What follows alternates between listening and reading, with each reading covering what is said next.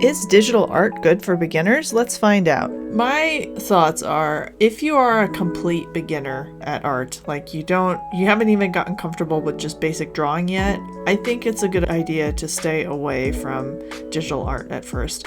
And the reason why is because I think with just basic drawing in digital art can be very frustrating for a person who's new to digital art. Just like learning how to change the brushes, make your brush bigger or smaller, and when to do those things, changing the opacity, changing all the different settings, getting the brushes to do very basic things can be a very frustrating experience. Even just like learning the basics of the UI of a drawing and painting program can be a very frustrating experience.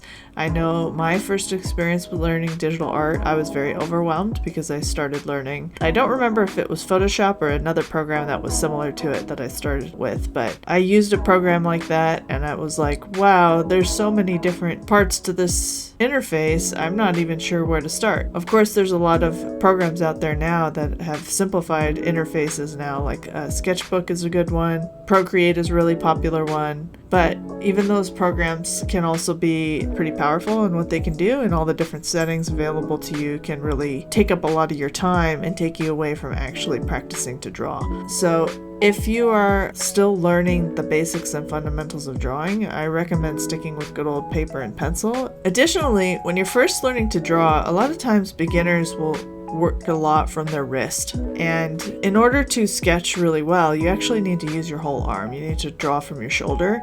And this is what helps you to get good gesture drawing from your artwork. And if you're just drawing from your wrist, which is what people tend to do, you're not going to get very fluid looking drawings.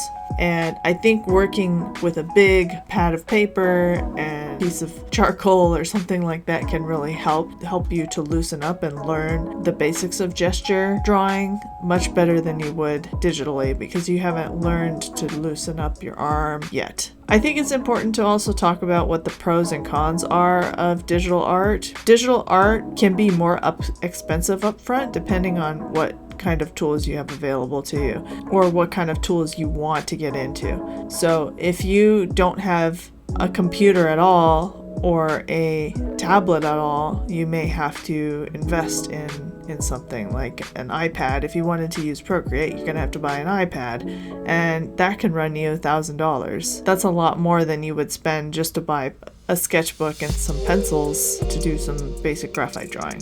There's a certain beauty to traditional art, especially mediums like watercolor, where the way that the paint flows into the water creates these very organic looking patterns that can't easily be replicated digitally. You may need to have special brushes or learn how to massage the settings of different brushes in order to get the effect that you want. So there are certain things in digital art that are harder to do, such as imitating watercolors. Blending can also take more work sometimes, depending on how comfortable you are understanding and playing around with brush mechanics. And I think digital art can also be harder to learn the interfaces.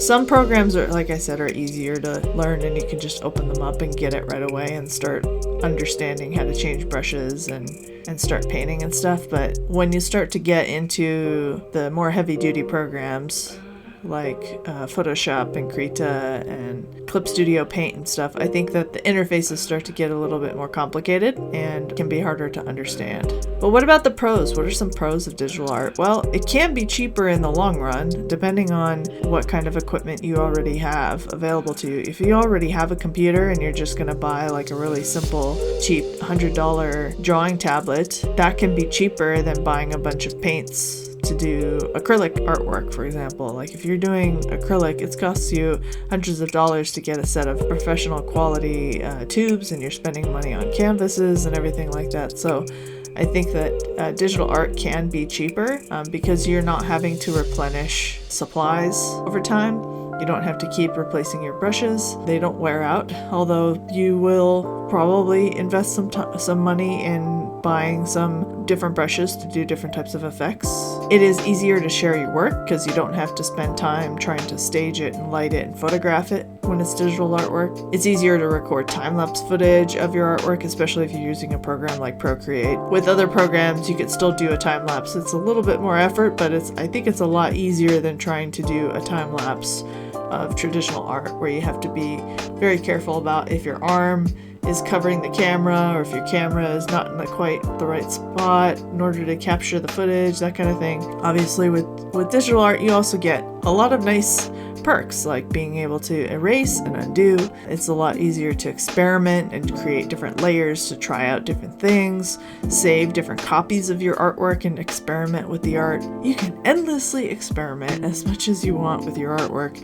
You don't have to worry about ruining your original, which is something that I worry about when I'm working traditionally. I only have one copy of this artwork and it's very precious to me and I don't want to ruin it by making a mistake. Another nice thing about digital art is you don't have to spend time preparing your materials, mixing paints, or learning how to mix paints. When I first was learning to paint with acrylic paints, I made the mistake of trying to make a green from a phthalo blue and a lemon yellow. If you understand anything about how acrylic paint works, some pigments are very strong and some pigments are very weak. So you can't just simply take equal amounts of blue and yellow to make a green.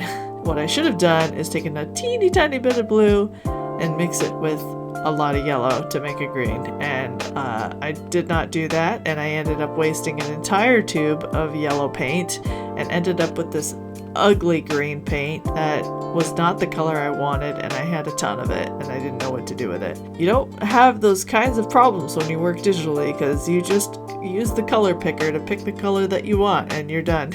Layering and masking are a lot easier digitally than they are traditionally. You can still do these things. You can still use masking fluid and that kind of thing to block out parts of your artwork so that they don't get colored when you're painting, but it's so time consuming to lay down the mask and then wait for it to dry and then come back later and then trying to peel it off, and it's such a pain using real masking fluid. It's so much easier when you're doing that kind of thing digitally. So in summary, there are pros and cons to digital art, and I really think if you're an absolute beginner, if you still like learning the fundamentals of drawing, I would encourage you to stick with good old pencil and paper for a while until you get more comfortable with things like gesture drawing and basic drawing fundamentals.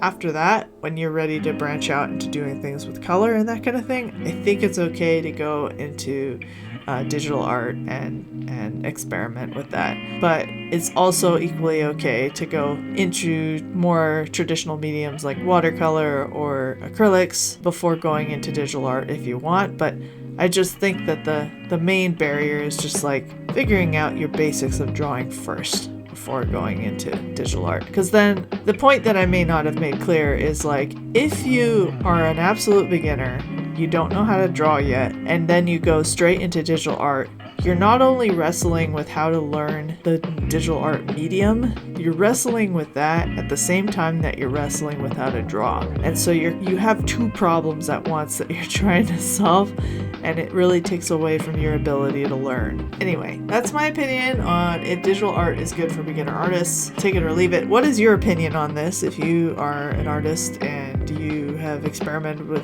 or spent a lot of time with digital art, maybe you have an opinion that differs from mine. Let me know in the comments. Don't forget to check out the PaperDemon Art RPG. It is a game that helps motivate you to create by giving you inspiring prompts every week to help inspire you to draw your original characters on adventures through the Paperverse.